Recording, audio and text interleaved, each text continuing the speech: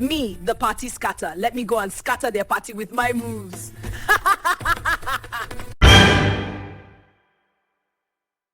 Some people say every village has that one person who refuses to mind their business.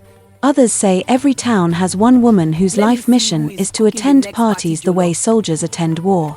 But in the quiet, gossip-filled town of Akpako, they didn't just have such a woman. They had Yugo the party scatter. From the moment she was born, the midwife swore she heard music playing somewhere in the background. Her mother didn't even push twice before Yugo made her grand entrance, dancing. At age 10, while other children were still learning to spell their names, Yugo had already mastered the art of tying headgear. Nobody taught her.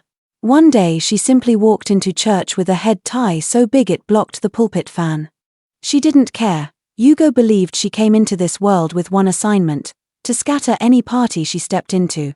Growing up, whenever she heard that somebody in the next compound was frying puff-puff, Yugo was already dressed. If she heard music from one corner of the village, she would appear there before the celebrant. Weddings, burials, naming ceremonies, housewarmings, even small prayer meetings, she attended everything. At 13, she was already wearing makeup so loud that one of her aunties said, "This girl will give angels headache."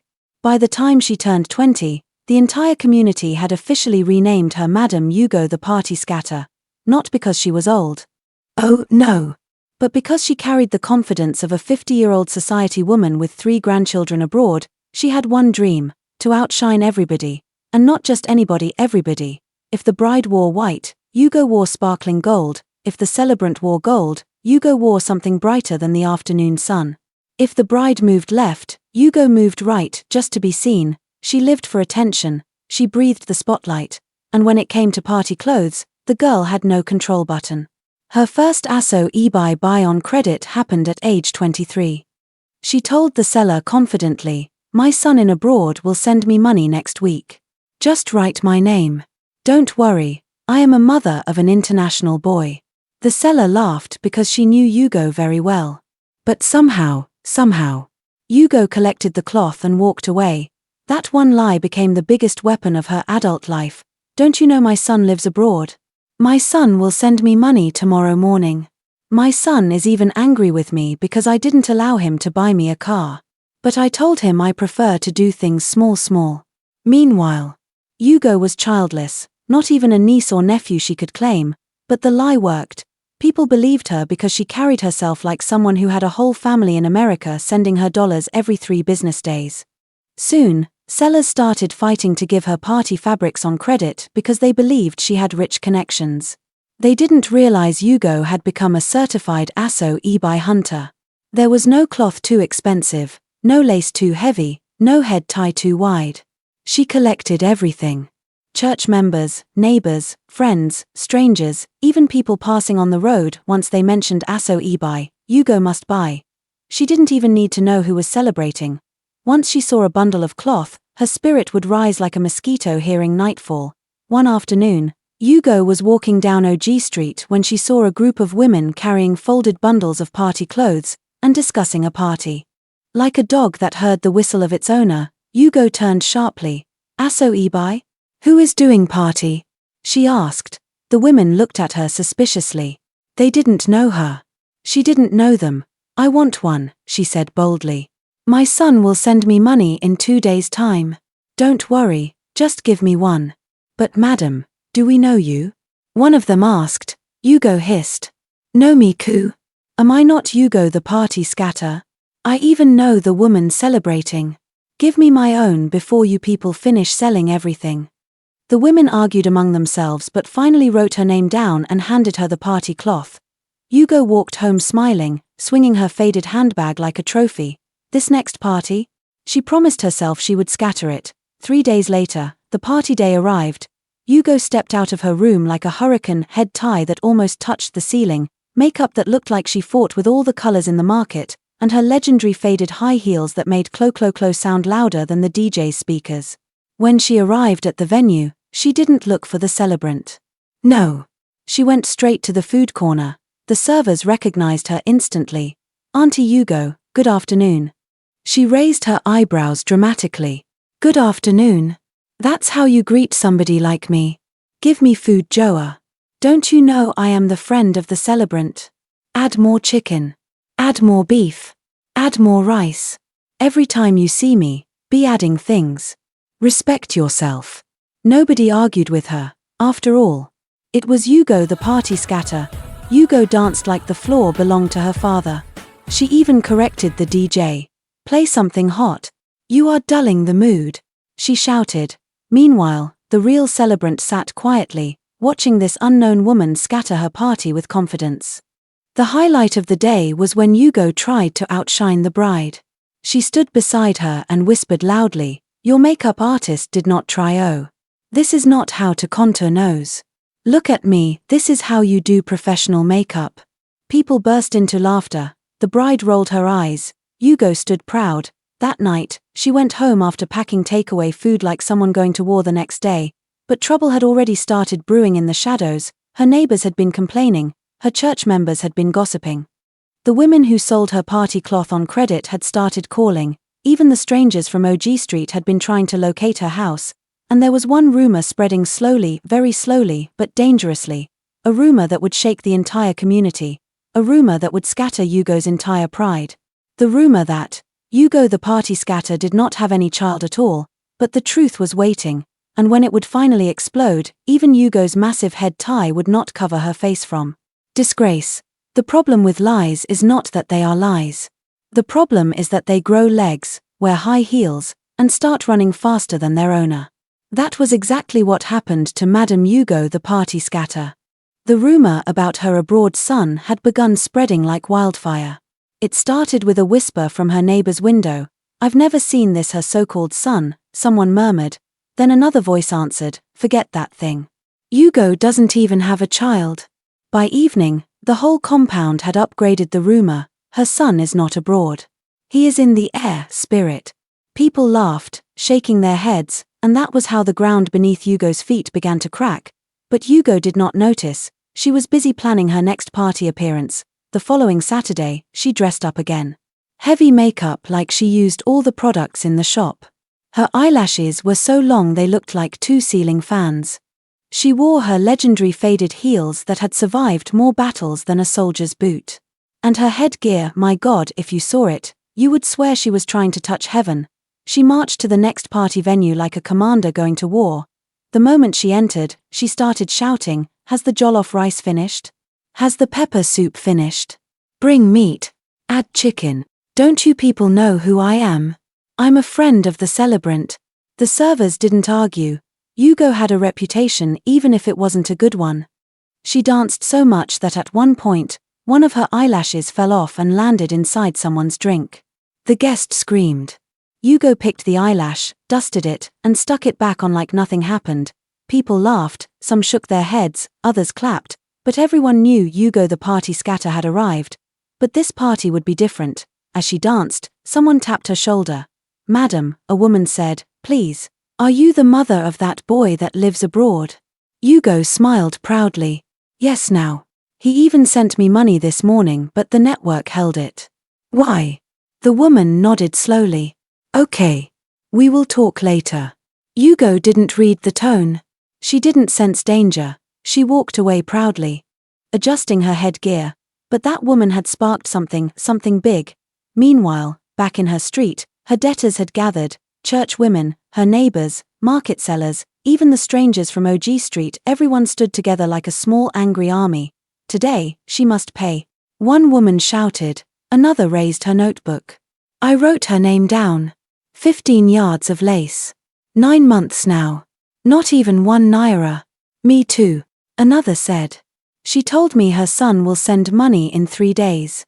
That was last year December." Someone else added, "She collected ankara from me and even took head tie. No payment." The OG Street women shouted, "She collected Aso Ebi from us too. And she said she knows the celebrant." We didn't even know the woman. It was chaos. The entire street was boiling, waiting for Madame Yugo to return. Back at the party, Yugo finally noticed that people were staring at her too much.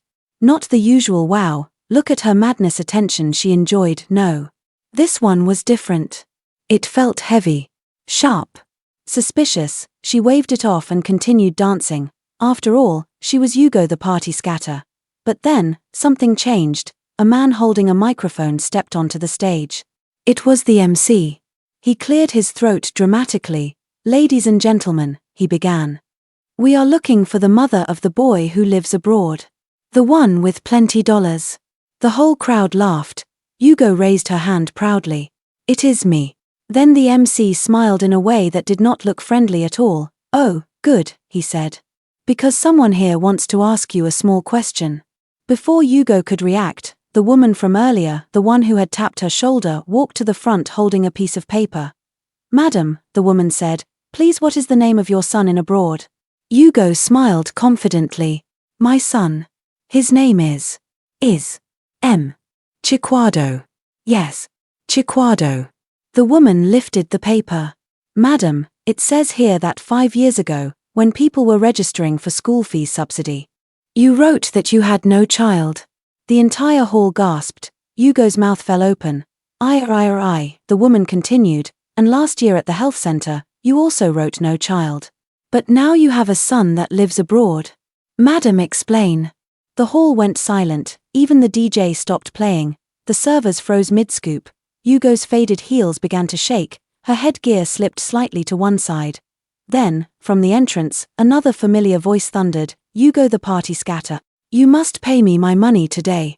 It was Maman Ketchi, the woman she owed 2 yellow laces from Easter ceremony. Right behind her came the OG street sellers, marching in like soldiers. "There she is. The woman who collected party cloth and headgear from us and said her son will send money." The MC handed the microphone to Yugo. "Madam, do you have anything to say?" Yugo swallowed hard. Sweat washed her makeup into a rainbow-colored disaster. I network. "My son is, no son." Someone shouted, "No husband." Another screamed. One person added, "No shame." Yugo dropped the microphone and ran. Yes, she ran. Her big headgear flapped like a broken umbrella. Her faded heels nearly bent sideways. She pushed people aside, shouting, "Leave me alone. Don't touch me." The crowd chased her. Her debtors chased her, strangers chased her, even the photographers chased her, hoping to capture the moment. Yugo ran out of the hall, across the road, through the street, straight to her compound, but trouble had already reached there before her.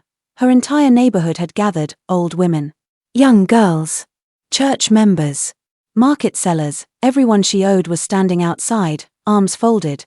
The moment she entered the compound, her loudest debtor shouted, "Yugo, where is your abroad son? Call him now. Let him pay all the money you owe." Another shouted, "If your son is really in America, why are you living with us in this face me I face you compound?" Yugo tried to speak, but tears choked her throat. "Leave me alone," she sobbed. "It's not like that. Tell us how it is." Someone shouted. The landlord's wife came forward. "Madam Yugo, you lied to the whole street. You owe everybody here. If you don't pay today, you will sleep outside." The crowd roared. Yugo looked around helplessly. The same people who admired her dancing at parties, the same people who praised her confidence, the same people who used to laugh at her dramatic entrances, now they stood like judges ready to sentence her. One woman said, "Madam Yugo, you never married. You chased all your suitors away. You were waiting for Prince Charming. Now look at you." Another added, "You were too proud. Too full of yourself. You thought life was one big party." The words hit Yugo like stones. She cried, but no tears could wash away the shame. Finally, Maman Ketchi stepped forward, holding her notebook. She read out the total. Yugo nearly fainted. The debts were too much, too many people, too many lies, too many Aso Ebis she wore proudly without paying a kobo. Yugo collapsed to the floor, weeping loudly. Please let me explain." But nobody wanted to hear. Her biggest debtor shouted, "Madam Yugo the party scatter, this is the day your lies scatter." A loud cry tore from her throat. She begged. She sobbed, she held people's legs, but shame had already swallowed her whole. And that was how Madam Yugo, the queen of party clothes, the woman with heavy makeup, faded heels, massive headgear, and a mouthful of lies, finally faced everything she had been running from. That was how Yugo the party scatter was disgraced in church, embarrassed in her compound, chased on the streets, mocked by neighbors, and exposed before the whole community.